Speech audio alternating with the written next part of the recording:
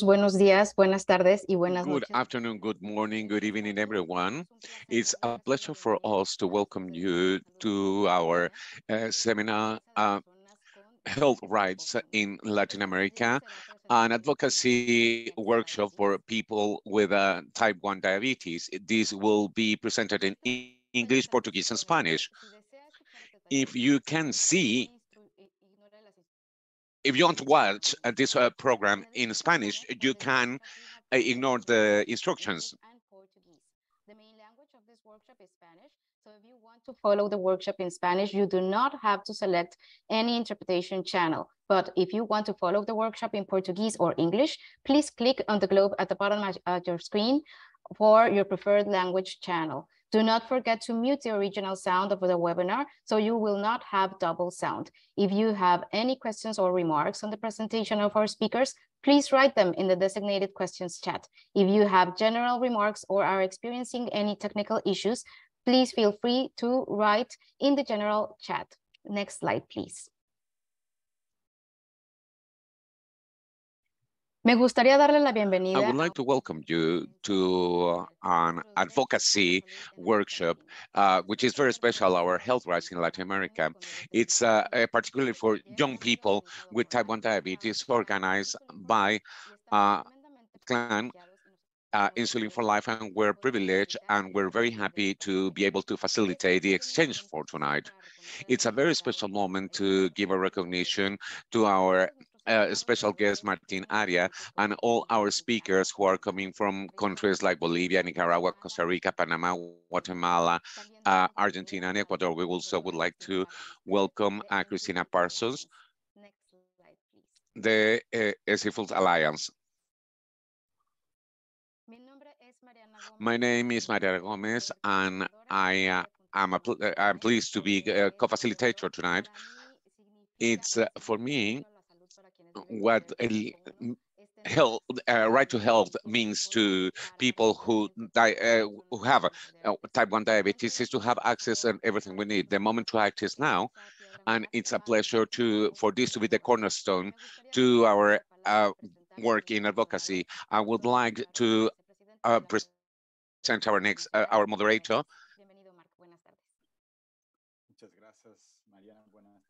Good afternoon.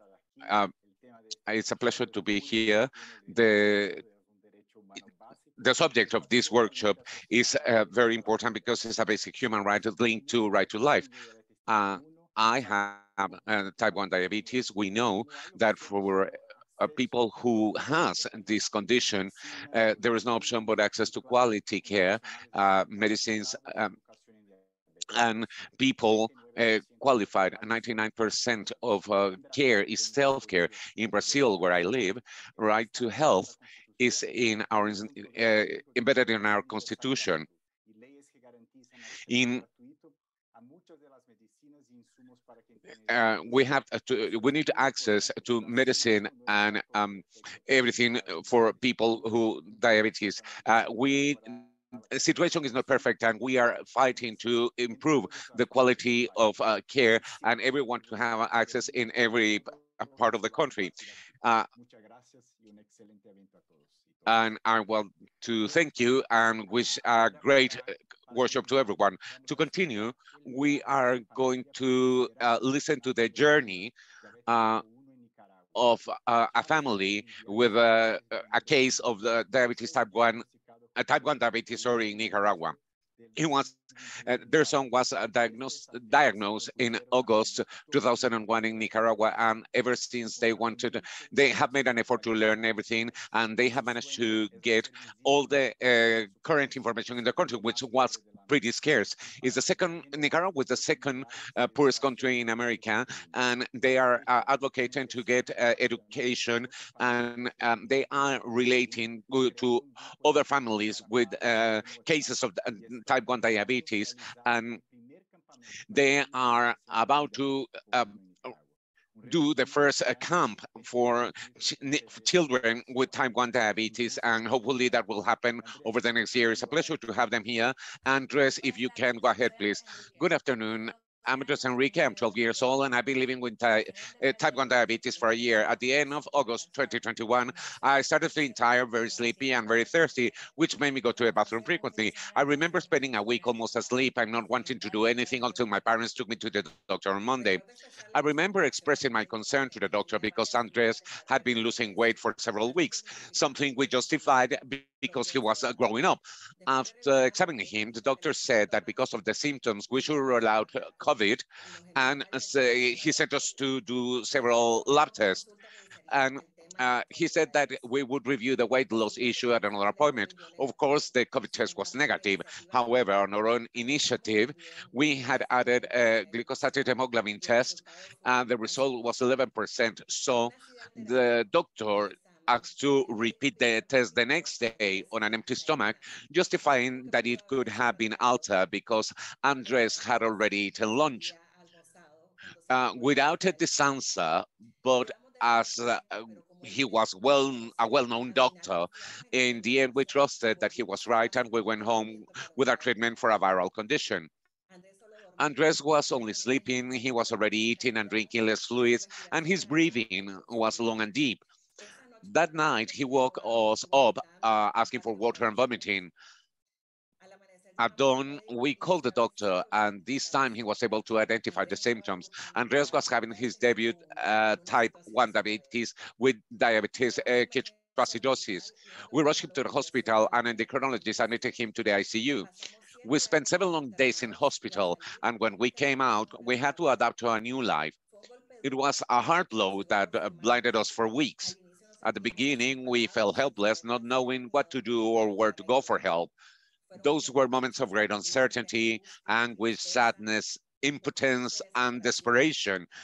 But even with all those feelings, we decided to look for help.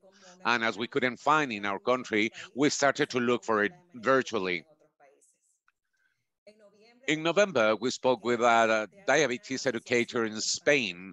The director was called Discourse. Uh, we spoke to him, and he explained us the management of type 1 diabetes. And for the first time, we heard several terms related to the condition. He explained the advantages of continuous glucose meters and insulin pumps, contrary to what our endocrinologists had said, that the pumps cause hypoglycemia. Uh, Many of the supplies he mentioned are not commercially available in Nicaragua. For example, glucagon, ketone strips, uh, ultra rapid insulin, CGMS, and insulin pumps. We learned that we must educate ourselves about type 1 diabetes and live in a community among peers who live with the same condition in order to better adhere to the treatment. So we approached Latin American associations and joined WhatsApp groups of parents from various countries where each experience enriches our knowledge. In April, Yasser and Andres had their first camp in Costa Rica, and then in June, they attended the first camp in Panama. The camps were a unique experience for me. I made friends with the same condition as me, and I learned about the realities of other children, their management of controls, also the difference between human and analog insulin, to put learning into practice, to empower myself about my condition, to see it as normal. I have also participated in virtual camps and talks for children where I learn from their management. Today, I feel happy. I use an insulin pump. I have learned to manage my condition by myself, although I always have my parents' supervision. I play basketball in my school team, soccer at recess, swimming, boxing, and any activity that comes my way, and I have no obstacle to doing it. I have achieved all this with the support of a great team, my parents, Dr. Carlos Santillon, as well as Mayra Bueno and Lidia Israde, Dr. Federico Narvaez, and Catherine Young. My biggest learning experience living with type 1 diabetes is that all people are different, and we should accept ourselves as we are. There is no reason to discriminate against us anyway. As a family, we felt several gaps after the debut, and to date, they represent the areas that have motivated us to support in our country. In Nicaragua, the National Public Hospital reference for children is La Mascota, and it has the experience to be able to manage children with type 1 diabetes. For people living with this condition, insulin is the guarantee for life. Fortunately, in Nicaragua, the health system guarantees regular NPH insulin to all people living with this condition. However, we should like to push for a switch from slow human insulin to analog insulin, and we are on a quest to achieve this. In my country, most families, mainly rural areas, have financial challenges to manage their condition to the point of blind monitoring due to the lack of test strips, which causes them to suffer complications. Um, we want to make this need visible to the world in order to find support so that no child lacks the basics to manage their condition. We are currently in talks with the Hospital La Mascota that we can help to complement the basic supplies. When we left the hospital, we did not find someone with type 1 diabetes to guide us through this very uncertain process. And this is why last December, we created a support group of parents on WhatsApp to bring together as many parents as possible with children living with this condition to form a community where families who made their debut or have their onset have supported the difficult days and know that they have a family locally to guide them, educate them, and support them. In Nicaragua, we did not find diabetes educators nor structured training to educate parents that we believe could be aimed at helping to eliminate myths and taboos, to provide testimonials from people living with type 1 diabetes, to show the advances in the world, to give hope and demonstrate that by educating people, we can learn to manage this condition and continue without limitations. For this reason, we have approached a group of Nicaraguan doctors who will support us by providing us a continuous virtual training plan so that distance is not an obstacle to learning. In addition to complementing it by sharing the live virtual chats that the type 1 diabetes community carries out all the time. Uh, we wanted to learn how to run a camp for children and adolescents and teenagers, and then replicate it in Nicaragua. Diavida from Costa Rica allowed me to live the experience to learn from all the areas involved in this realization. And Diabetes LATAM from Panama also gave me the opportunity to be involved from planning to the realization of the first camp. We want the children and teenagers of Nicaragua to live this experience that we are sure will change their lives emotionally and psychologically. That is why we're currently looking for support to hold the first camp for children and teenagers living with type 1 diabetes in Nicaragua from the 17 to 19 February 2023, thanks to the planning and execution support of the Avida and all the national actors who joined this cause.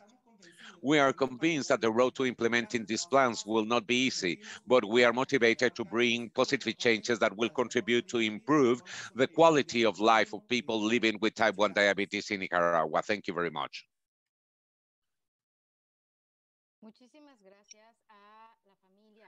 Thanks the family, Yasser, Andres, and Jana, to share their testimonial with us, which reflects the reality of many of our countries in Latin America. I'm going to present our keynote speaker, Dr. Martin Avia from Argentina.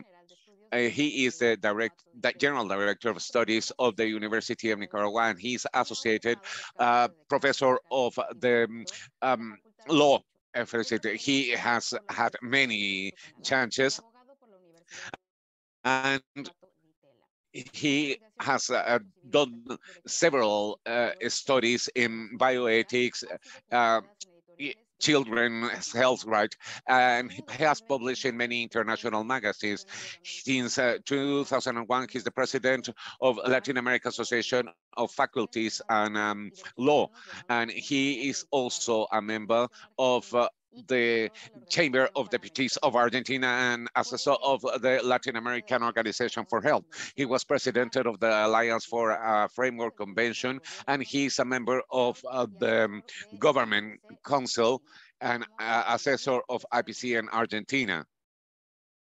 Thank you very much, Mariana. Thank you very much, Irma, for the invitation. It's a pleasure for me to be here today with you. My presentation is on health and human rights. First slide, please. First of all, I would like to demystify the idea of human rights, which seems as something far away from what everyone does. But the basis of what you do when it comes to human rights, as you know, the human rights discourse in Latin America and in all the whole of Iberoamerica is very strong, and maybe for the wrong reasons, for a bad start, or because for massive violations of human rights, and that has made that currently we have a huge consensus on the importance of human rights. Next slide, please. At the start of human rights was the Universal Declaration of Human Rights in 1948, which, well, Eleanor Roosevelt was the one who led that UN declaration in 1948, and that meant a huge change in the life of the UN and human history. And she was right. Following the Declaration of 1948, when it comes to health, the constitution of the WHO also made reference in 1943 to what we know as the right to health. The Constitution mentions as the enjoyment of the maximum degree of health that can be achieved, and is referenced as one of the fundamental rights without taking into account a race, independently of race, religion, political ideology, of financial or social condition. And this is the basis for the governance of health based in human rights. WHO has even inspired their policies that the states have been, has to be focused in this idea, which main basis is the idea of human dignity, which says why we have these rights. A very important idea in human rights is that they are lawfully binding, which means that states have committed voluntarily to ratify international treaties and to meet several obligations linked to promoting rights and protect rights. In this slide, I'm showing the region in Latin America, the amount of human rights degrees that they have supported, such as the Inter-American system, and which countries have ratified with one exception. Focusing is in the Constitution of 1946, but there is a core idea, which is the interdependence. That means we cannot think about health rights if we don't think in other rights. Health, the right to health is connected to the right to life, to the right to access for information, the right not to be discriminated, the right to be properly fed, to have healthy food. So this right for health is linked to other rights, and we have to think of it as something connected to many other rights. So when we are claiming for the fulfillment of these rights, taking into account the commitments that the states have adopted voluntarily, it means that we are claiming not only the right for health, but also so many rights that are connected to it. Within these international treaties, there is one that is very important, which is the International Treaty for Economical, Social and Cultural Rights. And in Article 12, they recognize expressly the right for health. And in line with the Constitution, it defines the right for health as the right for every person to enjoy the highest level possible for mental and physical health. And when we ratify this treaty, the states have decided or undertaken to take steps and to take actions in order to guarantee the fulfillment of this right. So they've got the obligation of reducing child mortality. They have to improve several aspects in the working life, in the environment. They have to work on prevention of transmissible and not transmissible diseases. And they've got the obligation of creating conditions to guarantee a healthy life.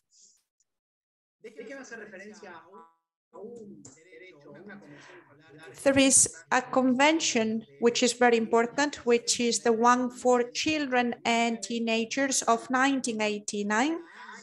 So this is older than 30 years. The signatory states of this convention, which is one of the conventions that has been nearly universally ratified everywhere in the world. So the states have committed again to guarantee the right for health in the terms that I have mentioned before, and to take measures to reduce child mortality, to guarantee healthcare for the development of primary healthcare, and to combat some kind of diseases, among other commitments adopted. So this is the idea of something that is legally binding, which means that all the citizens can go to the court in order to claim that right. And the government should do something to guarantee those rights. They are also very important tools for what you do, many of you, which is to advocate for the right for health. Among other things, in the human rights field, we've got the committees. The committees interpret or construct the conventions that I mentioned before. And there is one which is very important, the General Committee number 15 of 2013. And it says something very relevant for our workshop. The states are obliged for all the essential treatment and medication that are within the framework lists of essential treatments to be accessible for children. So this is a legal tool that you can use in order to claim this right with your government. And you can go to court to make this be fulfilled. So it is a platform for transformation, for social transformation. There are several cases in our region with success examples of how human rights are treated, especially the right for health. It has been used by associations like yours to advocate this kind of human rights. If we talk about non-transmissible diseases, there are some countries, for example, Argentina, Mexico, Colombia, Chile, where we have had international conventions that have committed to frontal labeling with the language based in human rights. And there are many legal decisions and rulings, court rulings that we can talk about afterwards, where individuals and bodies have claimed this language as reasons for the courts to oblige governments to take decisions in order to fulfill these rights. This is an example of a campaign that was in Argentina about the frontal labeling. This was enforced some days ago. This campaign was everywhere in Buenos Aires, in the capital of the country, and it had a very suitable effect in order to generate or raise public awareness about this subject. So in order to close, because I don't have any more time left, this is me. If you have any question, you can contact me. Human rights are very important tools. It's not abstract things. We've got successful models and examples for these tools in order to protect these rights, to promote health among people, and for everyone to live better. Thank you very much. And I am available for any question that you may have. Thank you very much, Mr. Javier, for your presentation. And now we are going to panel one to discover and to use my voice, that's successful stories. We are going to listen to the panelists that are going to share what Thrive for Health means for them, taking into account the initiatives they have had in their country. So we are going to begin with Daniela Rojas from Costa Rica. She lives with diabetes. She's been living with diabetes for 30 years. She is a psychologist specialized in non-transmissible diseases. She is the outspeaker for the community with diabetes in Latin America. She's also a member of the Association de Vida and member of some camps. She's member of the technical advising team for diabetes of the ONS, which is associated with the Global Diabetes Compact. And afterwards, after Daniela, we are going to have Pilar Gomez from Panama. She is relative of people with diabetes. So she's granddaughter, daughter, niece, cousin, and sister, and mother of people with type 1 diabetes. This condition has been present in her life and in the life of several family members. Her 13-year-old daughter, Hannah, was diagnosed at the age of 7, and it was then that she realized the impact a childhood diagnosis of type 1 diabetes can have in their families and in their children.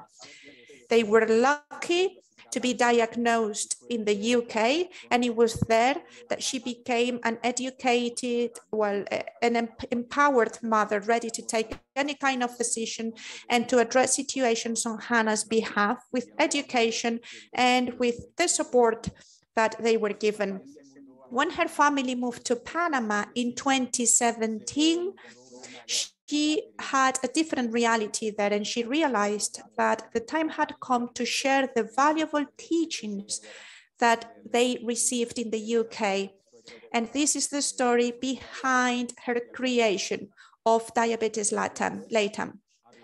Then we are going to have Gisela from Mexico.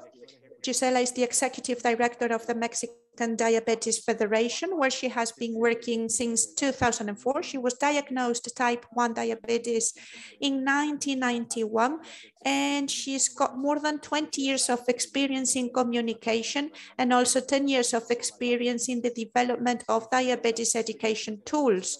She is a journalist in the Carlos Septién García School of Journalism, and she hosts the radio program Diabetes and Me, which is broadcasted every Friday at noon on Radio Education. So now I give the floor to Daniela Rojas so she can start. Thank you very much. It is an honor to be here and to be able to talk about human rights when we live with diabetes. I don't know if I can have my slides so that I can start, please.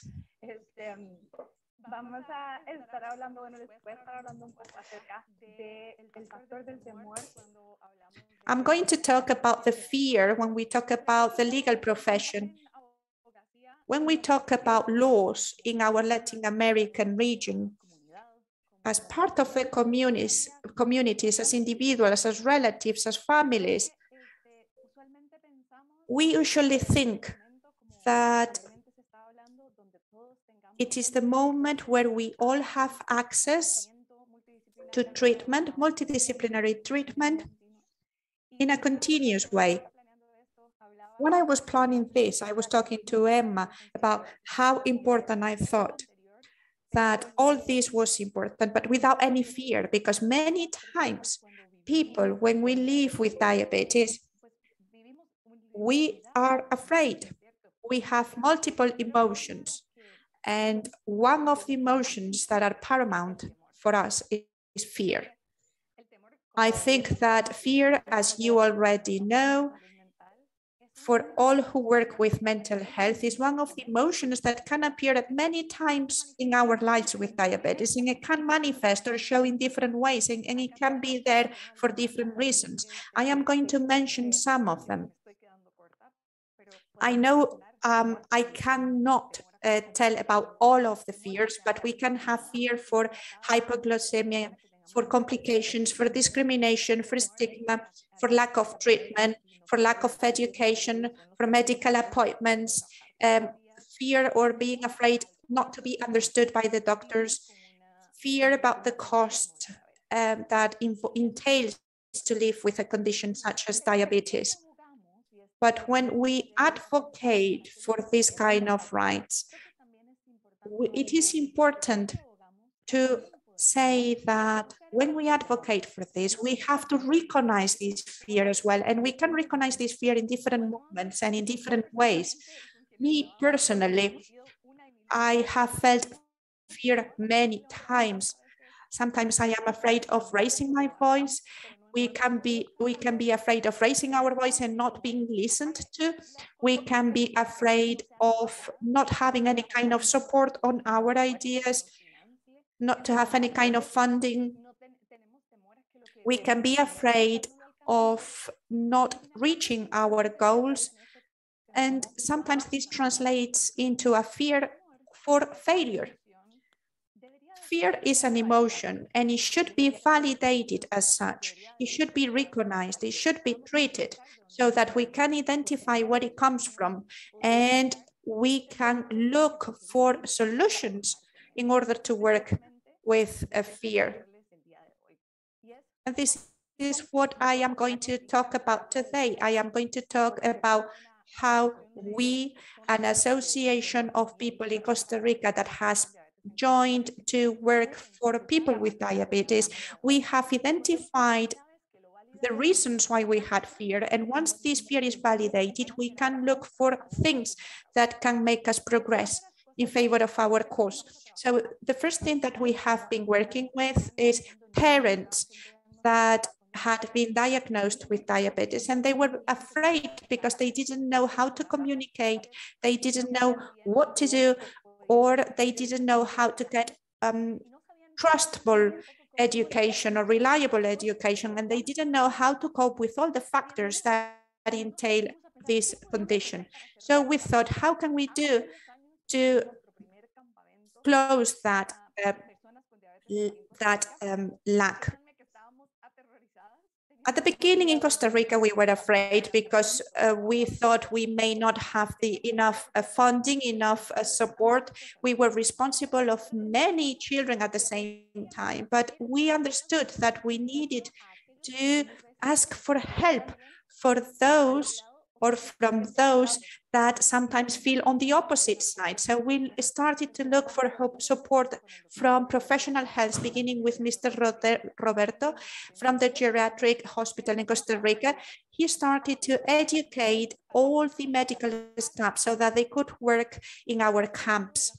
This has been one of the most impacting things that we have seen in our country. This has turned into a professional, educational process for professionals, and that allowed for professionals to have more empathy with the people that live with diabetes. The most concrete example was 10 years ago. 10 years ago, only 10% of the children living with diabetes in Costa Rica had access to analog treatment through our healthcare system. They thought it was not necessary. They thought it was not necessary to take the step to go from the other type of insulin to analog insulin. But when they saw all the people in our camps, they realized that analog insulin could make a difference. And they started to work on that so that they could have the budgets, the hospital budgets adapted to have a continuity with this kind of treatment. 10 years after today, we can say that this 10% has come as 70% of children that have access to analog insulin in our country. Some years ago, we started with our first process to use insulin pumps. And now next year, we hope that the amount of children using these pumps will increase. So this process has been great. We have had fear many times throughout the process, and we have been able to identify what we wanted. That meant that we could hold our hands, work together, and to collaborate with some of the camps that we worked with. one doctor said, I feel that I should go home and burn all the books that I have at home because I don't know anything about diabetes anymore. This is one of the things that we're changing in our country. So access for public health when we live with diabetes should be free of fear. We are still there working for that in our region, but I invite you to identify where all the fears are in your community so that you can find what you need and you can progress. Thank you very much.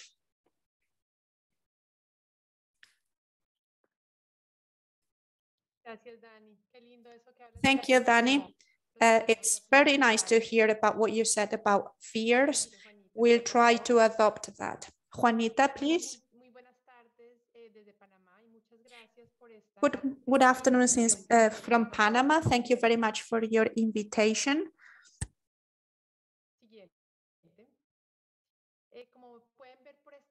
As you can see on this picture with this data, this is the path of my family that has traced or has shaped my path, and the one of Diabetes LATAM, which is the association of 40 relatives, blood relatives have type 1 diabetes, and many of them are direct relatives of mine. My daughter was diagnosed this condition in 2014. She was only 7, and we were lucky that we were living in a public, universal public health system, NHS, National Health Service, and that covers all the population of 68 million inhabitants in different conditions of employment, revenue, etc. Our diagnosis was at an earlier stage. On the first year of diagnosis, we had analog insulins, we had pumps, we had continuous monitors for glucose.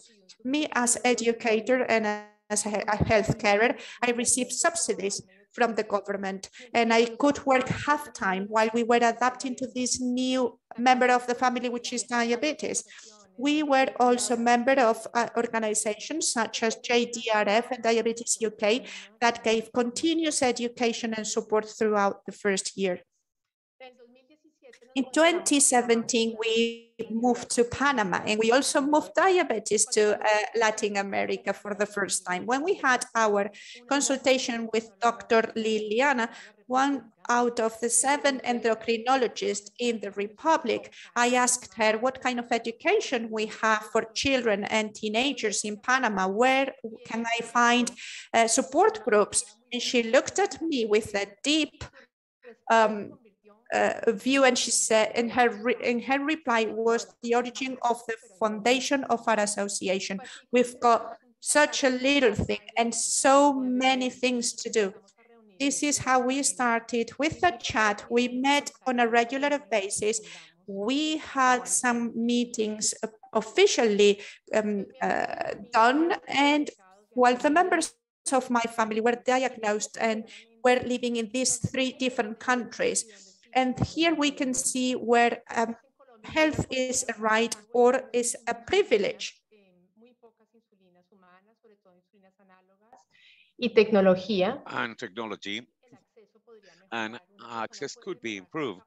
People could take up to 8 hours a month to get what they're going to need until a cure is discovered. There is very little information, and formal education is very limited.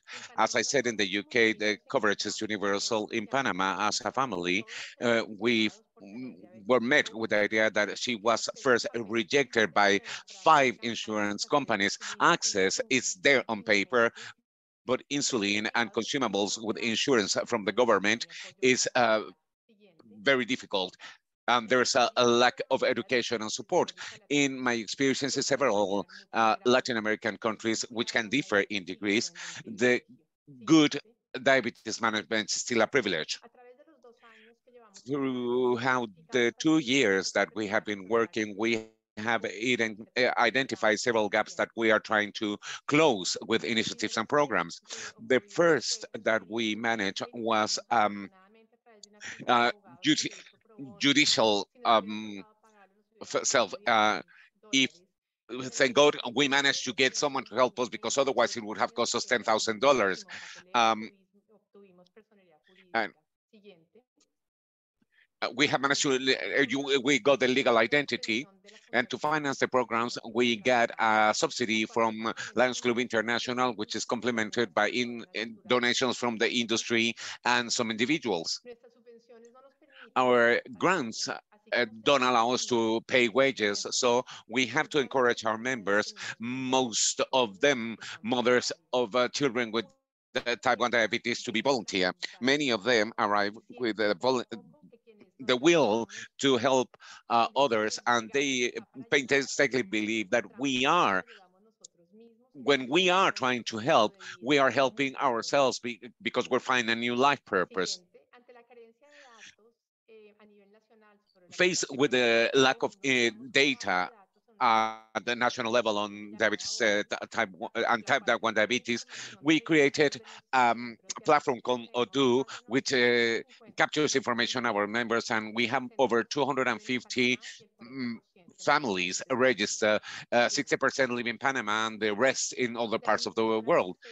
The limitation in continuous access and quality access to insulin and consumables is we developed this advocacy committee. We have 2 lawyers in this committee. This is composed by mothers, and at the moment we are only serving people for with diabetes type 1, and we became a member of FENAICINE, which is the National Federation of Chronic, Critical, and Degenerative Associations, and 3 other NGOs in Central America, and we work on access issues together.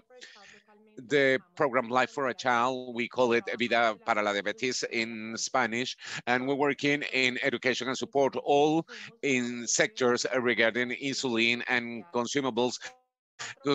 They have to come to a face-to-face meeting from 8 in the morning to 4 in the afternoon, where we have workshops and other activities. Each receptor of donations has to come with a companion who's also educated, that they can't not arrive. They can take one that we have online, which we have available 24/7 without a cost. In order to approach the lack of education and formal support, we developed 7 educational programs. The first face-to-face camp, we did it in partnership with Davida Association in Costa Rica.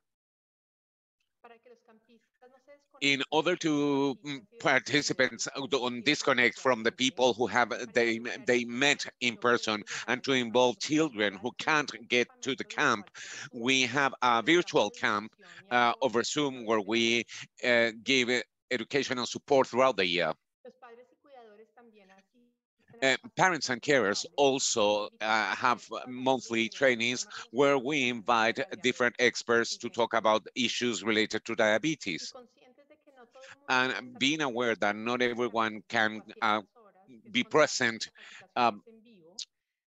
in person, we have also developed 3 virtual education programs, which can be accessed anywhere in the world where the person is.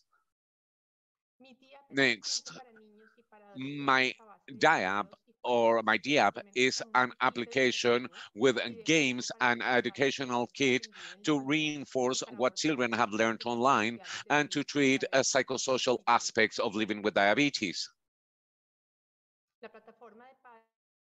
The platform for parents and carers is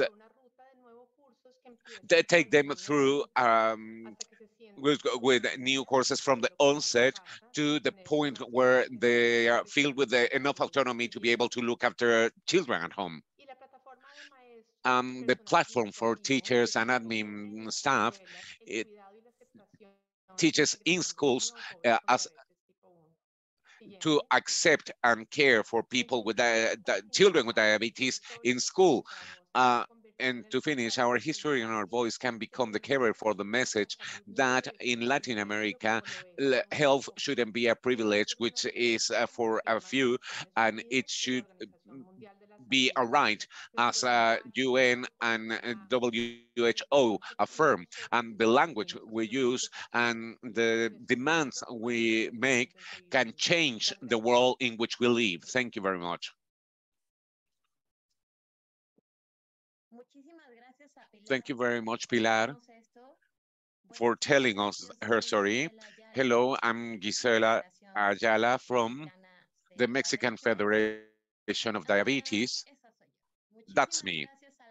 Thank you very much to Life for a Child for the invitation, for Mexico, to the Mexican Federation of Diabetes, and to me personally. If Juanita, if you can put on the first slide. As I said, I'm Gisela Ayala. Mark was kindly talking about my CV, and as you can see, there are several logos on this first slide. And what I'm going to talk about is about a better quality of life with people living with type 1 diabetes and their families. And it has to do with what happened to me. I was diagnosed over 30 years ago, and unlike Andres, Diana, and other people present here, I was diagnosed when I was already of age, over 18 years old. I wasn't a child. And the logos you can see here relate to what I found after many, many years living with diabetes and not knowing that there were associations, that there was uh, education on diabetes. So I'm basically telling you the end of the story. And the story finishes like this. We are fighting, we are working for a better quality of life for people who now are living with type 1 diabetes of any age, and also for our families, because if we are fine, our families and our relatives will be as well. This slide encompasses a bit of what I was talking about. In Mexico, and I know in some of the countries in this seminar today, families are the ones who make possible even the fact that we are here today. They are the real agents of change. They are who see all the needs that we have as people living with a chronic condition called diabetes point 1. And when I was diagnosed over 30 years ago, I was told that wasn't going to be able to eat anything, that I wasn't going to be able to exercise. Insulin nowadays continues, but then it was still seen as something very painful, and for very old people, psychological support was unthinkable 30 years ago, at least in my environment. And in the family where I grew up, there was very little knowledge regarding diabetes, a little bit around type 2 diabetes, but uh, type 1 diabetes, we didn't know anything about it. And I was the first case in both my father's and mother's side of the family. And then as an adult, as a witness of the wonders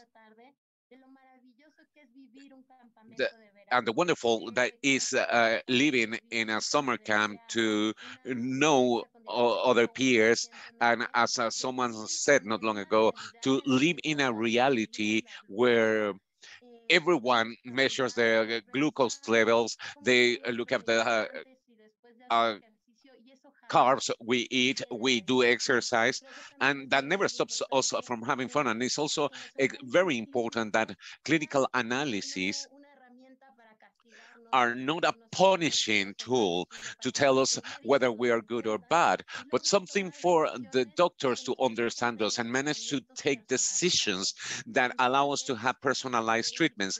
These courses, workshops, and diplomas in education are very, very helpful. I really liked what Daniela said.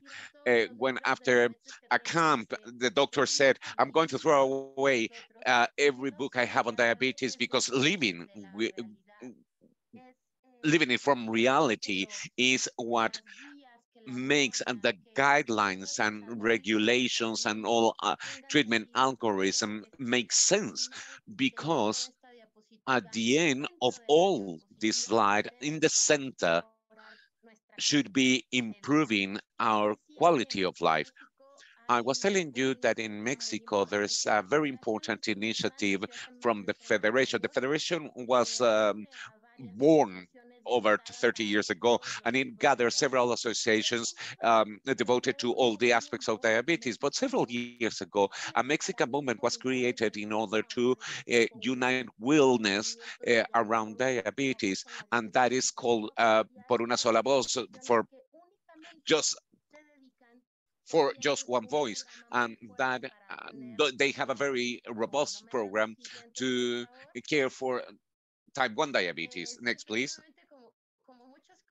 As many are saying, the, these camps are the best of the world for people with type 1 diabetes, and I'm really glad they're taking place more and more often. In Mexico, summer camps for children with type 1 diabetes have been taking place for over 40 years. They came up at the same time as one of the associations for diabetes, the one for Nuevo León, which was a lot of momentum. And this was the first organization who carried out a camp. And we know that we have to take the information and leave the day and the day-to-day to these camps. But what happens on a daily basis, people who live with type 1 diabetes have to advocate for our rights.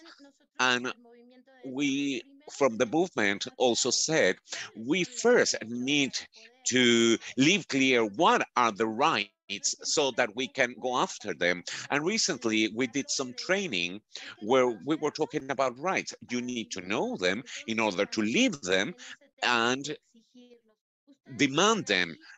You can see them here. The first one is to get support from the government. In Mexico, health is a right covered by our highest law, which is the political constitution of the United States of Mexico. And it also has to do with the treatment we receive as patients to have diagnostic and information and timely information, and to get information. We have 10 in total, and I'm going to tell you later where you can find information on Mexico and the rights we propose from the movement for Por una sola voz in Mexico. We in Mexico, as I have said, taking as a start point the action of Por una sola voz in type 1 diabetes, of which the Mexican Federation of Diabetes are 3.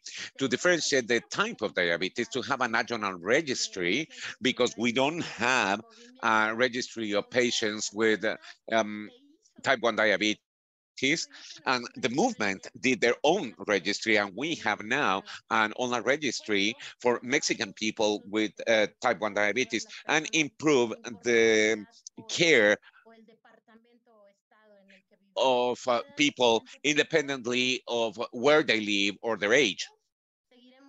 Together, we will continue making the difference. We know, at least in Mexico, that the different entities, the departments, the states of the Mexican Republic are advancing more individually than we are doing as a country.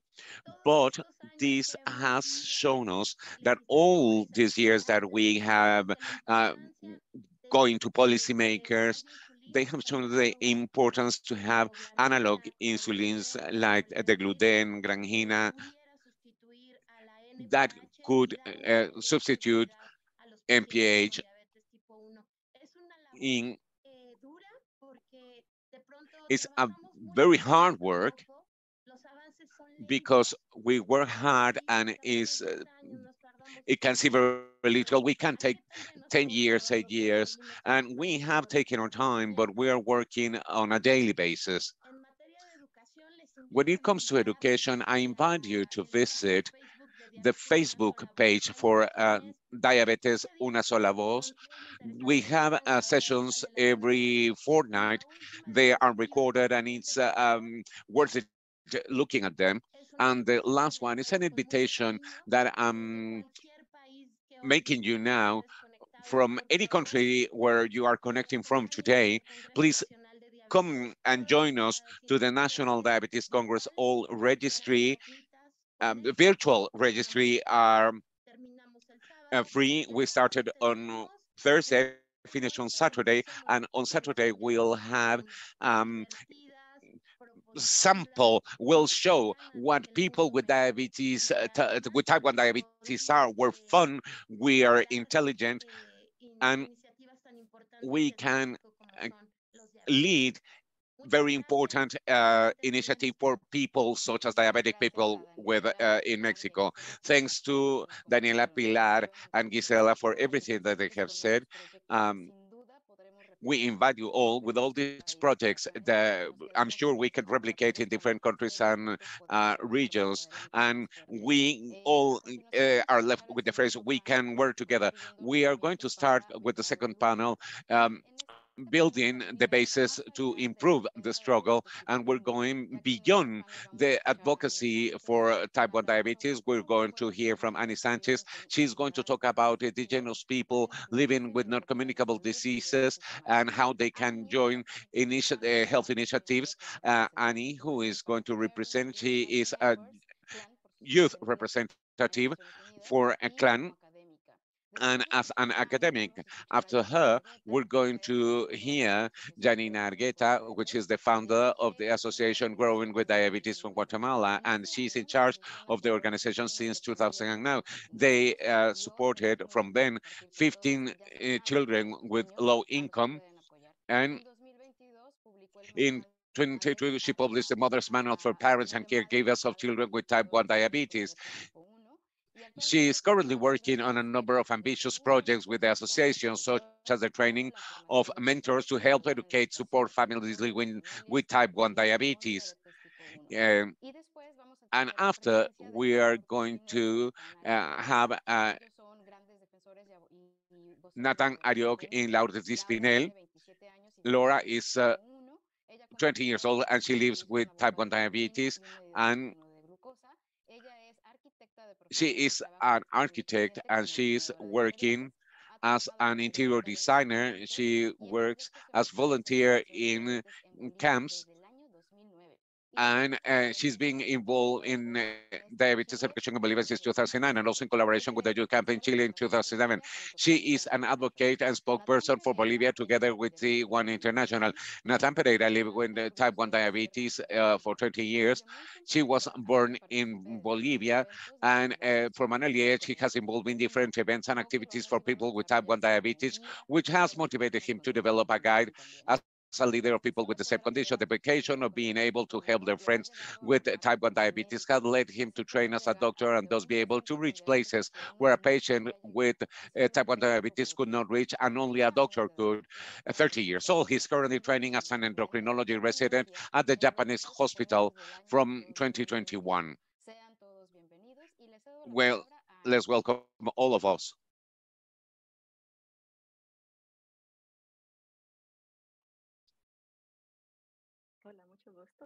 Hello, thank you. Thank you for having me as a guest here. Next one, please. I'm very grateful for the invitation, being able to talk about health solutions. I would like to start acknowledging the original cares of the land and waters in which we live and work.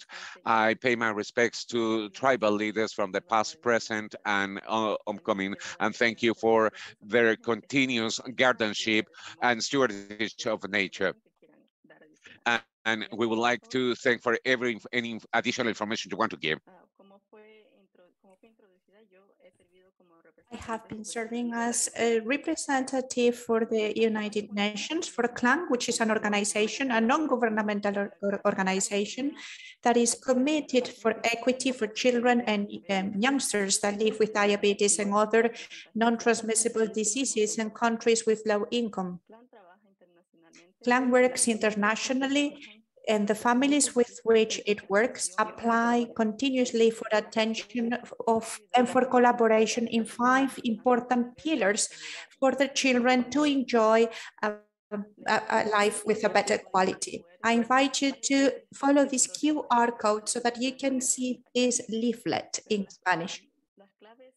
But the keys that families are asking for is access, as we said, and as we have heard today, access for medication and doctors, access for education and research, better access for healthcare of good quality. We need to have support groups, which are very important for families and children living with diabetes, and also financial independence. That's very important in order to have successful and sustainable solutions. So I invite you to visit the CLAN website so that you can hear more about the organization. Today, I am representing not only CLAN, but also Indigenous NCDs, which is non-transmissible diseases. This is a movement that was started with CLAN in June 2018. This movement wishes to promote voices and experiences of indigenous populations in discussions for non-transmissible diseases. CLAN and indigenous NCDs have collaborated in declarations and parallel events of conferences in the United Nations organization. For example, in March, we collaborated in an event where we had indigenous panelists that could give us more information about the connection between climate change and non-transmissible diseases. For example, we had Patricia Bolinga. She's a defensor or advocate for environment in Serbia crude population Amazonia. We have learned a lot listening to the experiences of the indigenous women that were in this panel. We continue to talk to them after that, and now we have clear some of the areas that we need to focus. Indigenous people are very affected in different areas. In reality, we have lots of inequality between indigenous and non-indigenous. In Latin America, 30% of the indigenous population lives in poverty compared to 15% in the rest of the world. We've got data from countries in Latin America that prove that the probability of being in this poverty line increases a lot with regards to the rest of the population, on a 20% more. And the life expectancy in indigenous populations is up to 20 years less than in the rest of the world. So we have a problem that we have to focus and that we have to deal with.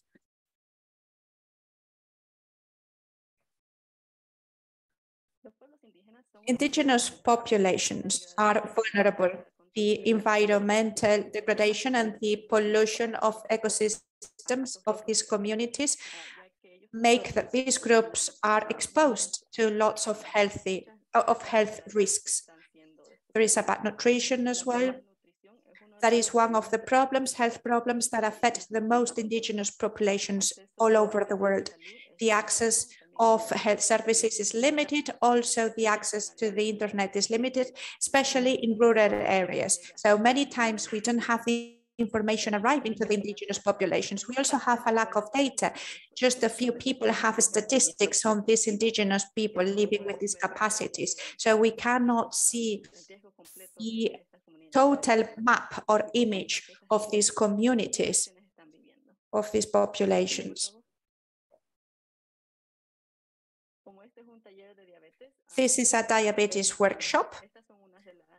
So these are some of the data that we have, some of the reality that we have in the indigenous communities with regards to the diabetes. According to the United Nations, the level of diabetes is dramatic in indigenous populations. More than 50% of adults over 35 have type 2 diabetes. That could be due to the migration to urban areas and the change of diet. Diabetes can be seen as a fatal destination, let's say, in indigenous populations. There are many people that are not diagnosed. Some other non-transmissible diseases, such as asthma or heart diseases, are more predominant in this kind of communities. So it is important to include in the indigenous populations in the health solutions. I hope that listening to the voices of the most affected people, we can get more comprehensive solutions that include everyone, including the indigenous populations, obviously. One of the solutions is to implement the 5 pillars of CLAN in indigenous populations. The indigenous voices have not been included for many times in health policies, so they should be included. Indigenous populations should have their perspective shown in what they need. It is essential to work with the indigenous communities in order to know the needs that they have. And also it is important to incorporate content that is related to interculturality in the training of professionals, health professionals. We need to recognize the territorial rights. That is going to help the indigenous population, but also everyone, because that would help to maintain resources that are being destroyed now. And last but not least, the education on diseases should be done in the preferential language of indigenous populations. It is very difficult to have information in Spanish, and it is more difficult to have information in the indigenous languages, for example, Quechua in Ecuador. So these are some of the keys that would help us to listen to the voices of the most affected and to get better solutions. Thank you very much.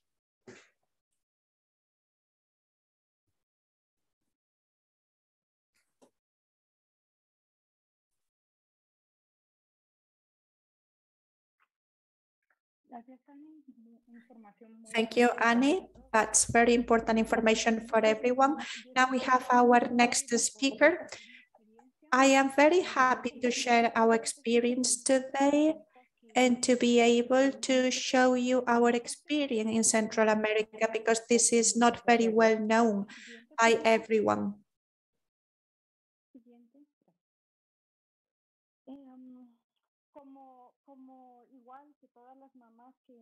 As all the mothers that start with this, I started to live with diabetes when my younger child was diagnosed type 1 diabetes.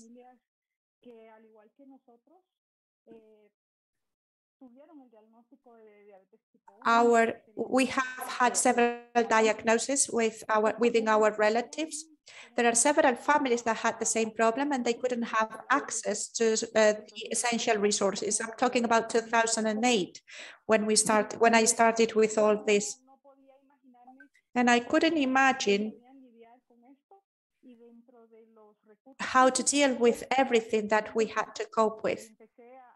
So I started to take the first steps in order to support these families. We started 15 of us. And then we grew up and we're still growing up now.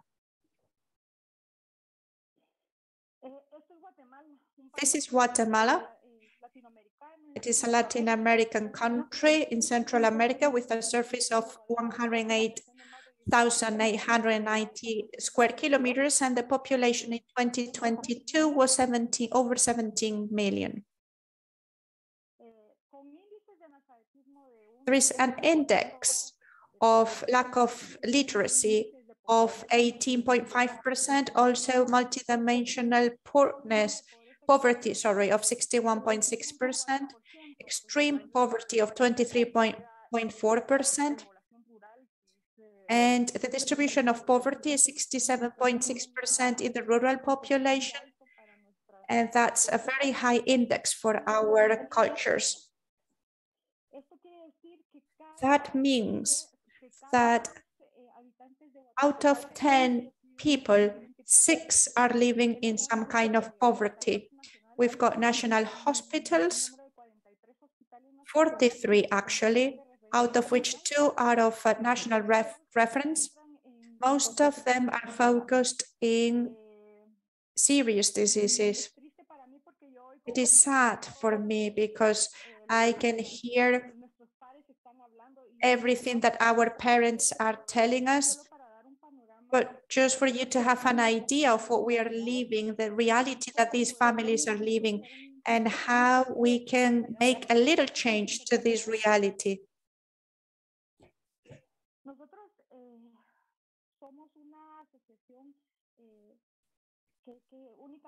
We are an association that are looking to improve the life of families with type 1 diabetes. We are talking about families that live with a minimum salary,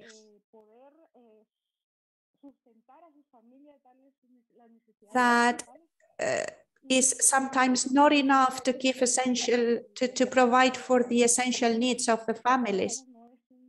Living with type 1 diabetes is not cheap, as we all know. It is very expensive, actually.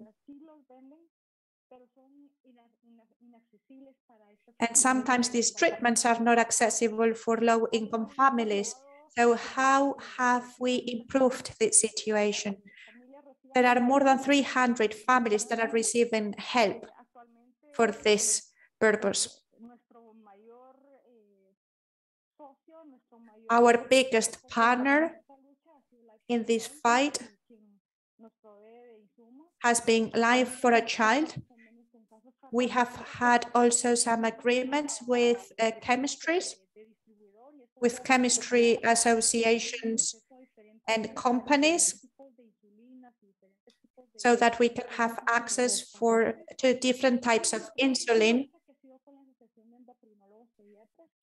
And we have also some alliances to improve all the conditions of these patients. We have assisted up to the 30th of June 2022 many children in between 6 and 16-year-old. They account for 50%.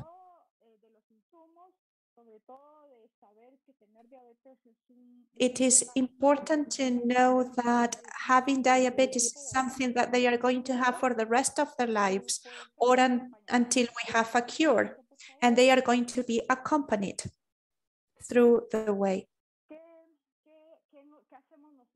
So what do we do? Until before the COVID pandemics, we had some activities that were social, and we were giving education with these activities. With the pandemic, this was nearly impossible. We tried to do it virtually, but we are talking about rural areas, and sometimes they don't have access to the internet.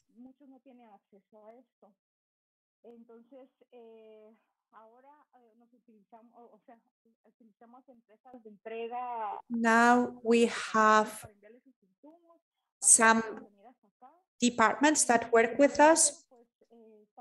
We have some activities for learning and to live together. We want to give the complement to the insulin tools. We have bet for education. We want to educate all these people.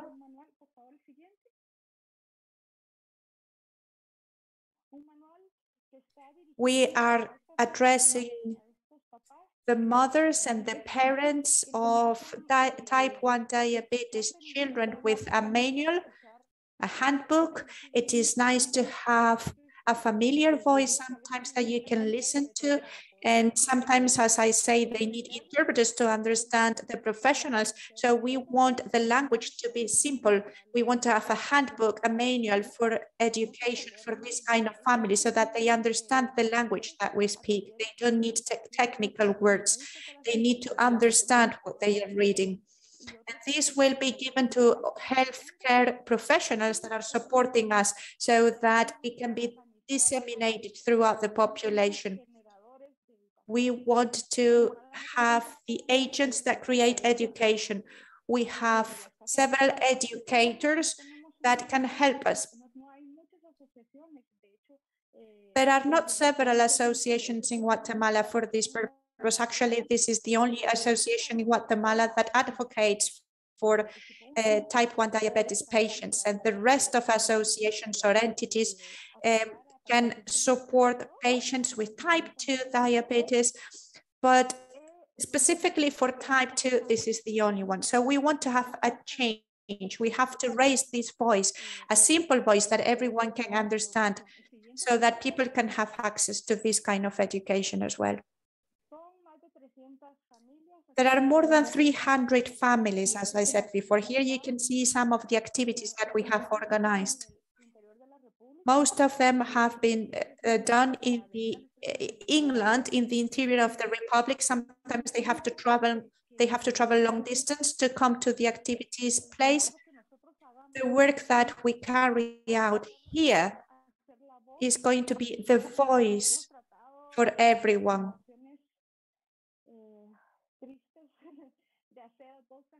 Sometimes we try to do advocacy with the government, with the Ministry of Health, with the Congress of the Republic, but it is a battle that we are not going to win in Guatemala. So today I would like to raise this voice and to give you these words. Sometimes we need to defend ourselves from the government, because the government is not listening to us, because we are not voters, because we are not significant for them, because we don't bring a benefit for the governance. So we want to have long-term sustainable projects. Janina, I'm sorry, we are running out of time, so if you could please finish, that would be great. Thank you. Yes, I'm very passionate for this, but anyway, the most important thing is to see our children grow and for them to see that they've got the same opportunities as the rest of the children. Thank you very much for your time. And I invite you to follow our association. Thank you very much.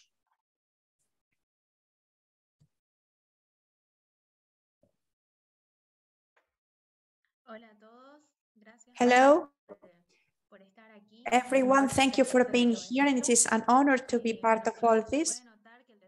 As we can see that it is the desire of many people for the health to become a right in Latin America and not a privilege. But we can see that in many countries, health is still a privilege, mainly for people living with type 1 diabetes. In many of the places here in Bolivia, for example, we don't have lots of treatment, and some people find it very difficult to find their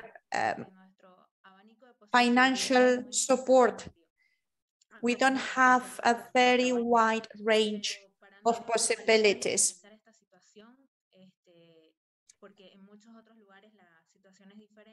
In many other places, the situation is different. In Bolivia, we have had the opportunity to be able to work with volunteers in order to have several activities related to type 1 diabetes, related to education. We have learned throughout the way since 2009 that we started. We started with camps for children, with chats and several activities. Sometimes people lose their motivation to participate and organize these events. The culture of the people surround us is unwilling to be part of these kind of activities as well, and this makes it difficult to reach people. Some time ago, along with some friends, colleagues, and volunteers, we started working with our heart in our hand in order to develop a foundation to improve as much as possible all the activities, educational talks, the importance of medical appointments, and different activities to motivate people. But the most important thing for us was to reach people with less financial means in order to give them all the help possible. Unfortunately, the um, project didn't really materialize, and we managed to do something with a non-official support. We are continue to working as a team with very little people, with very few people, in order to help and try to reach people in with most need. And we all like to say, together we're stronger. I know that many times it's very difficult to continue to be 100% motivated when things don't come right. Every time someone comes to us in order to get some advice or some help, we do everything we can in order to help. We learn of people every time. Each person's experience can give a lot of input. Look after ourselves is also a way of keeping alert and share the idea that staying well is something that we can share with other people to help them stay well. Thank you, Laura. When someone has type 1 diagnostic in their family, they might have the luck to have the financial means to reach a doctor or to visit a doctor, or be unlucky enough to not be able to acquire analog insulin or the necessary consumables, as we can see in our country, where most people don't have the financial means, and the great majority of the patients coming to our surgeries in our consultations in public hospitals don't access to that technology in diabetes. Uh, Most patients decompensate very easily and have chronic complications, acute and chronic complications in type 1 diabetes. And it is very difficult for us as doctors to look after people in an optimal way. What I'm trying to say is that we're working with what we want and with what we can, and we do what we can with the tools we have. Um, we have the DPA1 insulin for distribution, and as a healthcare provider, we have, I can tell you that we haven't had any insulin for 3 weeks in our hospital, and we haven't had strips for over 3 months. And these lot of things make it very difficult for us to keep a good metabolic control of patients with type 1 diabetes. And as I just said, in many cases, they already come to the clinic with chronic complications. And at the same time, there is so much need for consumables and for insulin that you,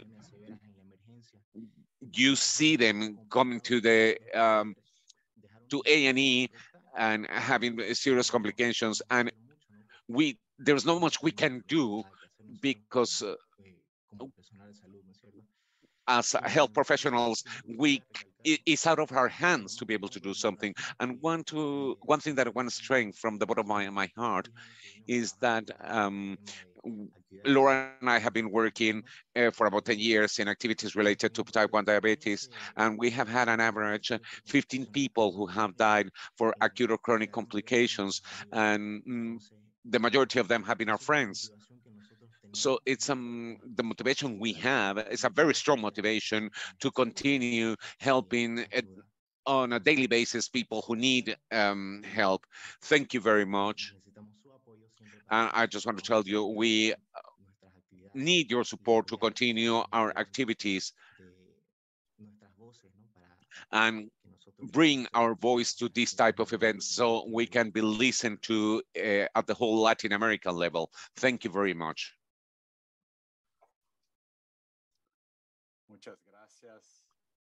Thank you very much. Janina, Annie, Nathan, and Laura. There's still a lot to do. Thanks for sharing with us the experience of your countries. We go for a debate panel now, a Q&A, which is going to be led by Liliana Thierry. She is here because she has a huge experience with people with type 1 diabetes in Argentina. And she is also a member of the board of the Association for Diabetes Care in Argentina, which is called Cuidar. And with over 20 years of experience in this social health sector, she has been working tirelessly to improve attention and care, accessibility for people with diabetes until a cure is found. She is involved in the development of public policy in Argentina with the aim of transform them into solid policies for people with diabetes. She has experience in management of programs at large scale and to lead and work in a consortium of different organizations in order to create the environment to allow the active participation of civil society. In 2001, she founded Cuidar, an NGO working for children, young people, and adults living with diabetes in order to minimize the impact of this chronic condition in their lives. And throughout the years has become a largest community of people with diabetes in Argentina and the second largest in the whole of Latin America. Lidiana is going to coordinate this roundtable with Dani Pilar,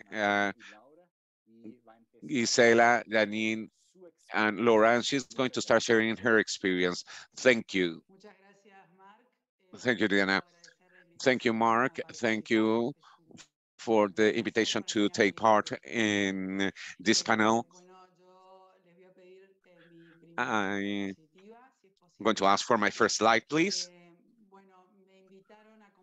I was invited to share with you the story and the journey to work in advocacy areas. And as any story has a beginning, also has mine, someone, as one day, the life as I knew it before stopped. And it was the day when my daughter, with only 2 years old, was diagnosed with type 1 diabetes. And that moved me to involve myself. Wasn't really diabetes, but the vulnerability and weakness place where my daughter was left in a society which didn't know anything about diabetes. I didn't take long to understand that if you wanted to talk about diabetes and highlight their social and financial impact, the focus was on type 2 diabetes because it was prevalent. And if we were talk about prevention, and diabetes type 1 was also relegated because it couldn't be prevented, because it was only 10% of the total. Misinformation is so much and was so much that if you talk about diabetes in media, it's only referred to the type 2 diabetes without even differentiating it from type 1. And without a doubt, these are some of the reasons why a large part of society doesn't even know that there's more than one type of diabetes. And of course, I don't want to open polemic, a controversial debate here around that. I just want to share with you that the lack of knowledge is in type 1 diabetes is overwhelmed. And this misinformation is one of the highest obstacles we find in our journey and advocacy journey. Not taking it into account will mean failing in um, our endeavor. In 2001, there were many diabetes associations in the country, but no one was particularly focused in children and young people with type 1 diabetes. A small group of parents got together and started to create activity. And along these years, as Mark was already saying, Cuidar became the largest diabetes community in Argentina. And now we look after people from all ages without taking into account their type of diabetes, although our core is still the type 1 diabetes. From the beginning, when it comes to human rights advocacy, one of the first things we saw was that the right of healthcare and the right of education collided when we were talking about diabetic children, because that lack of knowledge of type 1 diabetes, not only in society, but particularly in schools. This lack of information regarding the type of care that our children need put us at risk. And that was why is what is necessary to implement measures to avoid acute complications, which were a daily occurrence in schools. That's how we created the program Diabéticos a la Escuela, Diabetics to School, and we involved teachers, 16,800 teachers for children with type 1 diabetes. Then we learned that we needed to train these new generations of leaders in order to that, and no one better than young people living with type 1 diabetes. They should be the ones carrying out the advocacy, but they needed to be trained. And we created jóvenes líderes de cuidar, and youth leaders, so that young leaders living with diabetes develop advocacy and all these kind of activities. They became at a meeting point that allow young people not only to participate to whatever they say they ever, but to empower themselves at a personal and community level. It was from the initiative of one of our youth, that we created a program for schools where they taught these young people talk and raise awareness. And the moment all at the moment, more than 4,000 pupils with diabetes have been reached by this. And we managed to find out the areas where we were having problems, and we managed to improve that. And it was the time and the opportunity we had to start to give an answer to respond the needs. In order to achieve that, we needed data. And guess what? We didn't have any. And this data was an essential resource in order to support any advocacy action that we wanted to start. So we developed a working team devoted to realizing, to carrying out research and improve knowledge at national level. And we managed to collect valuable information of needs and testimonies of real life. And we develop service and information, and we transform data in evidence, and that in reality. And we got a strong base to support the advocacy actions that we were promoting. And we managed so that from the own patient's voice extend to areas where the voice of people with type 1 diabetes have never reached, to policymakers and governments. And they became critical when at the time of doing advocacy, but they were also critical when designing new public policy. In this sense, Cuidar is now promoting two bills national level, one related to school protocols and the other one to the development of a registry of people with diabetes. These two bills are being studied in Parliament, and they are supported by over 30 policymakers in the whole Argentina. And I want to insist is that in order to carry out effective advocacy, it is paramount to train and involve young people. And they did in these two bills. They are an exceptional strength for any project. For a policymaker, it's very difficult to refuse to reject a reality when you have someone living with the situation, and these people are being known.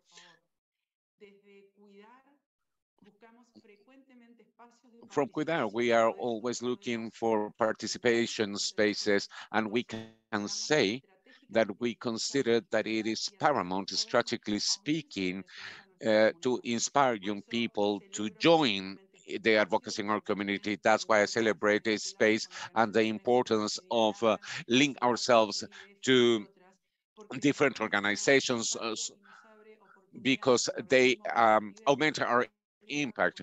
And through IAPO, for example, last year, we managed to do a declaration in favor of children and youth with diabetes in the 59th meeting of the board of OPS.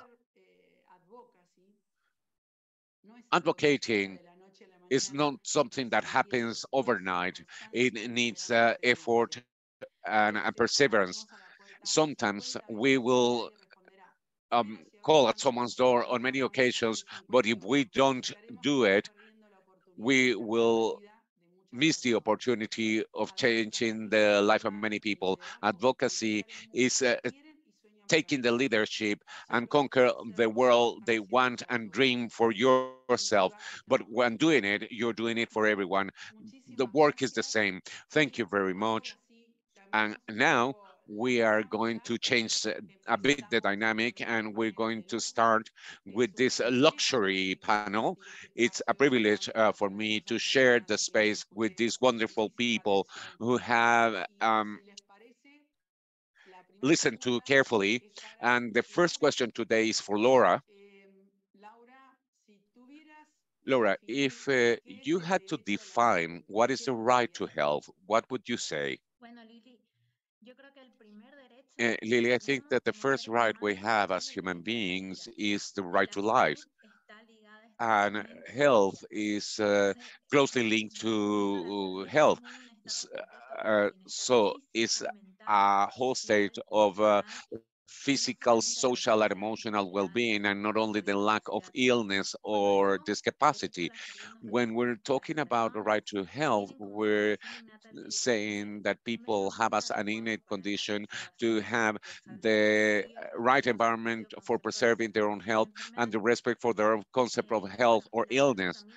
Uh, Health also has a paramount importance for every human being because someone with an ill health couldn't work or study adequately and they can enjoy their life either. And in order to expand this a bit, we can say that health is also a right to a system of protection to health and to preventive systems to fight against the propagation of illnesses, right to access of essential drugs that in our case is insulin, right to access to health services, and right to education and awareness raising on health. Thank you very much. Everything you have said is extremely important, Laura. I hope people from governments have made a decision. Janina, what do you think people with diabetes or patient organizations should do in order to have greater participation to the decision makers, and what are the reasons that we are not as consulted or as convened as we will hope? I can talk to you about my country's reality. In Guatemala, we are not consulted on, we are not called to participate because politically speaking,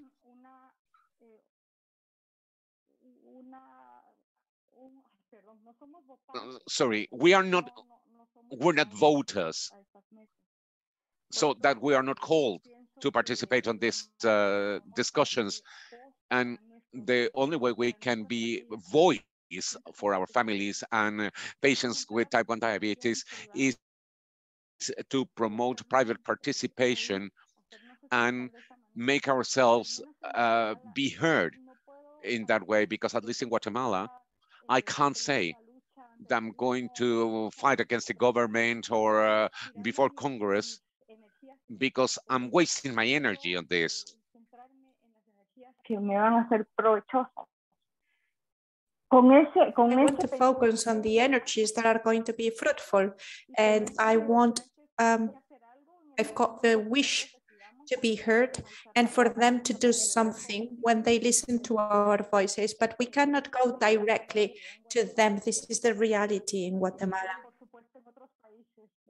And obviously in other countries that may be different, but the question is what I can reply in Guatemala. So maybe we don't have a political decision. I think we should be more participative in the political process. But we need to continue. We need to continue raising our voice. We need to keep on insisting. We need to find a way to raise our voice, whether it is face to the politicians or somewhere else, but we need to raise our voices and we need to participate. Nathan, I was listening very carefully to your speech, and I would like to ask you something. As a young person, why do you think that the youngsters can generate a high impact when they participate in advocacy actions? I think that the first motivation that we do have the youngsters is to know that the people next to you suffering from the same thing as you are. So sometimes you get frustrated when you see the needs of the others, and sometimes you cannot do anything about it, and that gives you motivation to look for energy, to look for solutions, to get motivated, to make the difference. So I believe that it is motivation, actually, to know that the other person has the same thing that you have. That gives us motivation to do many more things, because at the end of the day, we are all equal. We all have the same condition. We are all suffering from type 1 diabetes. I totally agree. But you are also very strong. You are disruptive. And you've got the capacity to create arguments and discussions that are different and innovative. So we need you. We need you participating and involved. Thank you very much, Nathan. Pilar, my question to you. When you look towards the future, what do you think is the trend, the most promising trend to improve the well-being of people with diabetes? How can we organizations of patients help and be innovative in this sense? Thank you very much for your question. I am happy that we started to talk about rights and not about privileges. We shouldn't be shy as patient organizations. We need to require within the human rights framework something that is owed to us. And the treatment for diabetes is transforming many lives from the clinical point of view and from the personal point of view. If the diabetes suffering people are not thinking every single day, how many strips do I have left? How many injections do I have to reuse? Syringes do I have to reuse? There are lots of decisions that a diabetic people has to take.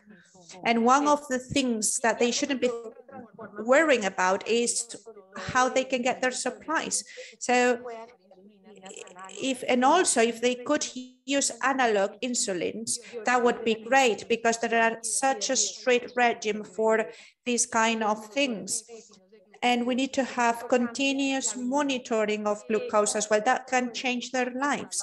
How can contribute with things from the associations? We can give them data. We can provide with data. There are data that are not given by the government, so we should get those data. We should know how a person is going to be released from many burdens. If they have the necessary tools that we have in other parts of the world where we don't have so many complications, their lives will be better. And we should have an educator as well for diabetes. In Latin America, we should have an educational pool. The endocrinologist obviously is important, but we need to have somebody to adjust the levels of insulin to support these people. So it would be an educator that goes to the schools. It would be a resource that is very valuable, more even than doctors sometimes. So that's where differences should be. And that's according to my experience. Pilar, without any doubt, there is lots of work to be done. Thank you very much. Daniela, why have you chosen your mind in order to define the right to health? Why did you choose about the word sense, sanity? Well, that's because I think that means that we have the possibility of thinking, of having the sense and the possibility to take decisions, to have good sense in general. If we are talking about the people with diabetes in our regions on a daily life, we need to check whether our process is going to be continuous, trustful, stable, reliable. It has to affect our way of thinking and also our physical health. The fact of having access to health as a right is a synonym for good sense for me. I think we should all know that we can support other people, that we can educate other people, but all this is impossible if we have fear all the time, because in our life, it is our life that is at risk. So we shouldn't be afraid of many things that we are afraid of now. So we need to have mental and physical health. And the word that I want to use for this is good sense, sanity. We need to be mental stable because we have access to everything that is required. And that should be everywhere in the world as such. Thank you very much, Daniela. I thought that sanity was a good word. The meaning of this word is responsibility, prudence. And I think that all healthcare systems should work from the good common sense point of view. Gisela, what kind of tools can we use to develop actions and campaigns for advocacy? What should we take into account in order to increase the chances for success? Thank you very much, Liliana. This reply was consulted with several of the organizations that were part of the movement of the Federation and one single voice. And there are several factors. Knowledge of how the law works and how to apply the law.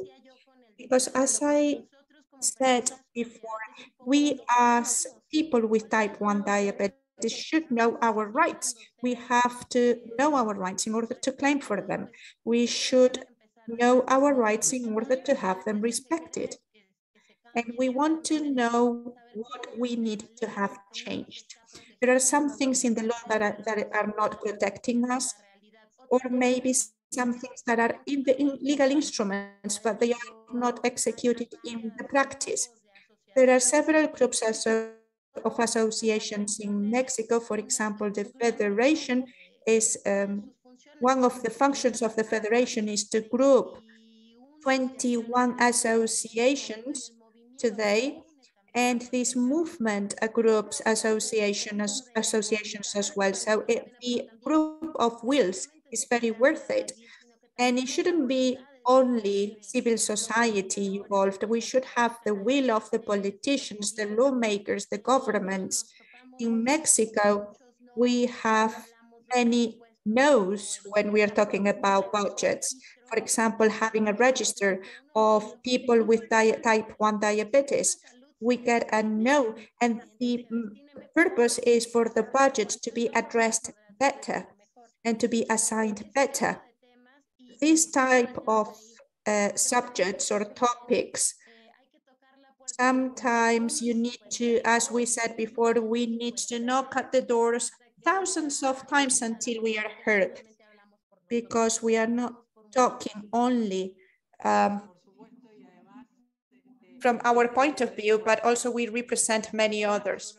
We need to empower people in the care of their health and also in the defense and advocacy of their rights. We need to give them information. Thank you very much. Annie, my last question.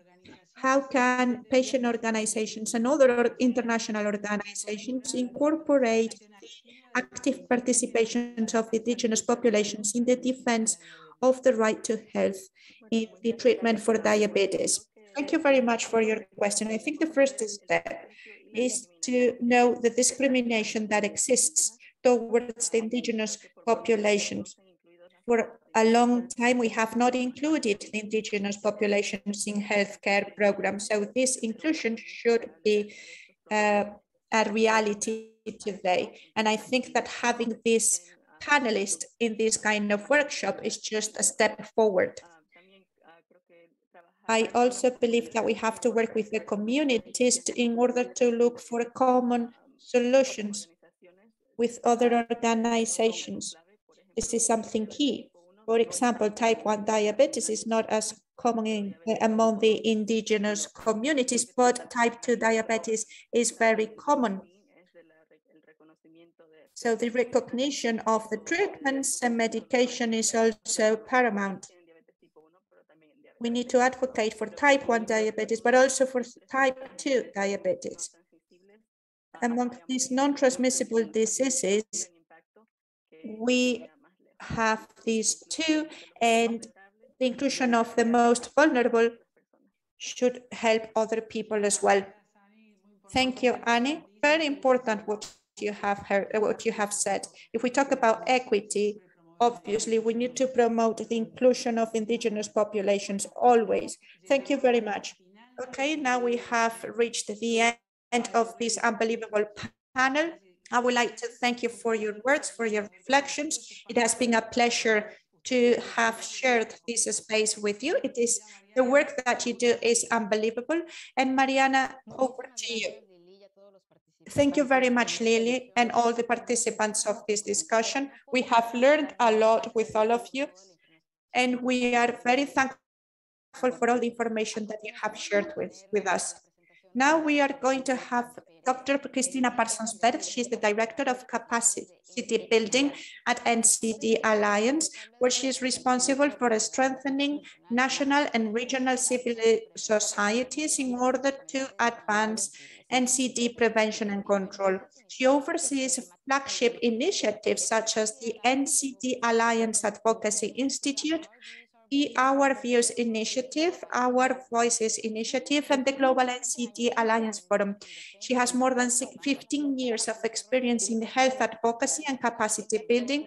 And as a former capacity building, she was a consultant for Catalyst Consulting Group on advocacy capacity building, and she worked in the Global Health Department of the American Cancer Society's department. And she also worked at Breakthrough Breast Cancer UK in order to develop policies and mobilize grassroots. She has a PhD in gene therapy from the University College of London. And it is also nice to say that today we have the week for non-transmissible diseases. So we invite you to consult all the web sites that are linked to this. So over to you, Cristina. Thank you very much. Your presentation has been very nice. Thank you very much. It is a very high pleasure for me to be here in these workshops on type 1 diabetes. I have been inspired by everything that I have heard today. I have to thank Life for a Child organization, NCD alliances, and all the organizations that are helping us. The NCD Alliance is a network of societies, civil societies. We were established in 2009, where we had several federations joining together: the International Federation Against Cancer, International Federation for Diabetes, Global Federation for Heart Diseases, and the Union Against Tuberculosis and Respiratory Diseases. And we involve many conditions. The non-transmissible diseases are many diseases, and we need to work as a network. We boost actions for the prevention and control of non-transmissible diseases without leaving everyone behind. We want to have a political advocacy. This has been the topic of the workshop today. We know that there are global commitments in our countries as member states of the United Nations, the HWO, but the progress is not enough. And as Mariana said, we've got the Global Week for Non-Transmissible Diseases, and the topic today is invest in order to protect. So we have a need to increase funding for non-transmissible diseases and for diabetes, so that we can build up resilient healthcare systems that don't leave anyone behind. I am going to share the link and I will invite you to participate. But I will give you some comments now that the social civil society has 4 important functions or roles in order to accelerate the global response to non-transmissible diseases, including diabetes. These 4 roles, main roles, are to create awareness, to improve access, to guarantee the accounting, and to have political incidents. So to raise awareness, we want to increase the public awareness. We want to create political demand. We want this to be on the political agenda. In Nicaragua, Andres and Liliana, they have they have talked about this, about all the effort that they have carried out for this. We want to improve the access. The civil society has to strengthen the healthcare systems, tackling the problems. We need to guarantee the accounting. This is to request the implementation of global commitments, regional commitments, and to see them translated into national actions. We need to request political actions and they have to be implemented. We know that we can use different mechanisms. In non-transmissible diseases, we have seen, for example, the use of shadow reports or civil society reports, the national state reports for non-transmissible diseases. So this is an articulation of the social progress and to demand improvements. Here we can see the strength of the collaboration with other organizations. There are some successful stories and progress in other countries that can be used in our countries. The Health World Organization publishes the monitoring of progress. The last one was published in 2022, and we can see how countries can follow 19 indicators and they publish the results. And we as societies, we can give a light to those results because they are self-reported by the countries and they are monitored with this. When we monitor progress, we can clap our hands, but when there is no progress, we can also attract attention so that we can bring improvements. There is a work as well on political incidents. We want to change politics, laws, funding. There are some key ingredients to a successful policy. We need to understand the context. Which are the national laws that we have? How is the process of lawmaking? Who's got the power to drive the change that we need? How we can focus on solutions, not on problems as activists. We can share examples. For example, Liliana has shared the examples in Argentina. People go first. That's another key ingredient. This is a lesson that has been learned by many social movements.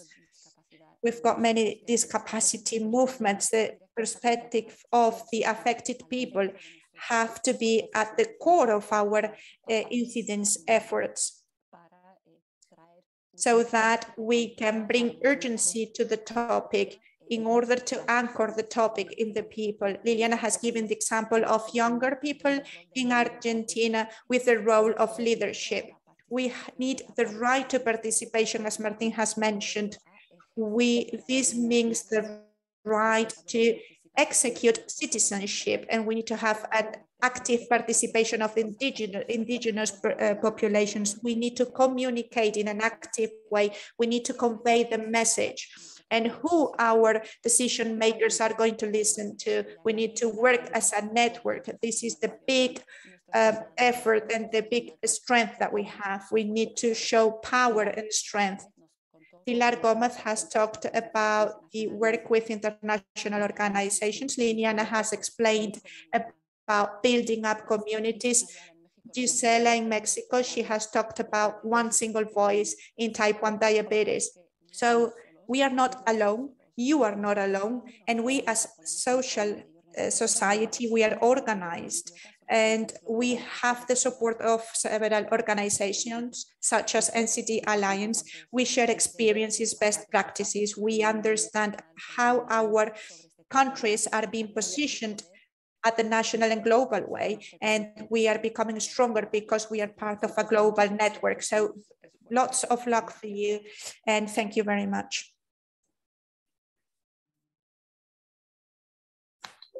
Muchas gracias, Cristina. Thank you very much, Cristina. No sé si ya estoy, sí, ahora sí. On, okay. Well, I'm very glad to launch with all you here this important material for our region, our right to health. This is a toolkit that is being launched today at this very time.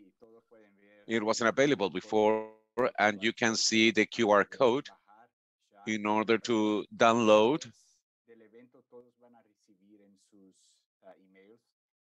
the document, and after the event, everyone is going to get by email this resource both in English and Spanish. And what is it? It's material developed by specialists who have been which has been developed over the last few months.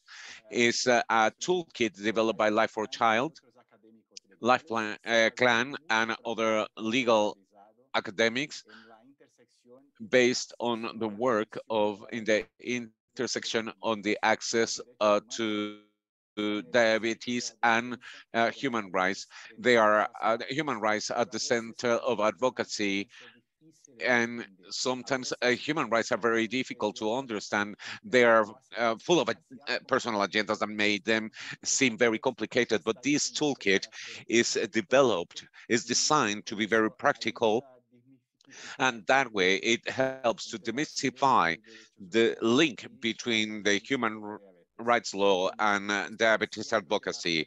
I am certain that is going to be very useful for all of us in our countries and our advocacy efforts and public policy efforts. Mariana, I give you the floor now for your concluding words.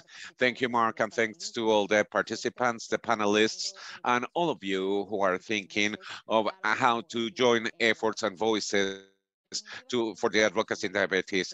We are left with several points. First of all, advocacy and change is something that doesn't happen overnight. It has to do with leadership, with teamwork, and joining efforts.